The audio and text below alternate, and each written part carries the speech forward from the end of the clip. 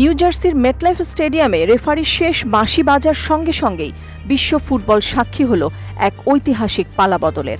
একদিকে 2 গোল করে জয়ের নায়ক আর্লিং হালান্দের বুনো উল্লাস ও ভাইকিংদের গর্জন, অন্যদিকে ফুটবল সম্রাট পেলের উত্তরসূরি নেইমারের অঝোর কান্না।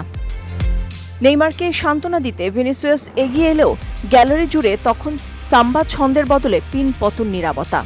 2026 বিশ্বকাপের শেষ 16-র এই ম্যাচটি কেবল একটি হার জিতের লড়াই না, 1-2 ব্যবধানের এই ফলটি ছিল বিশ্ব ফুটবলের ক্ষমতার ভারসাম্য পরিবর্তনের ইঙ্গিত হিসেবেও দেখা যেতে পারে।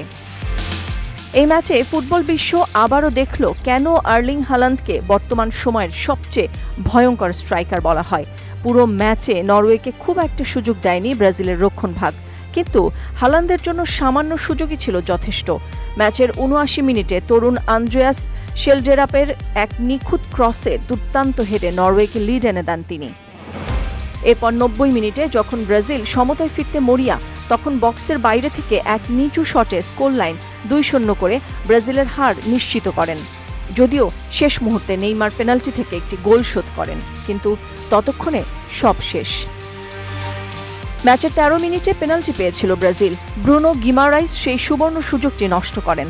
মাঠে ভিনিসিয়াস জুনিয়র বা গ্যাব্রিয়েল মার্টিনেল্লির মতো তারকা ফরওয়ার্ড থাকতেও কেন একজন মিডফিল্ডারকে পেনাল্টি নিতে পাঠালেন আনচালতি, তা নিয়ে বইছে সমালোচনার ঝড়।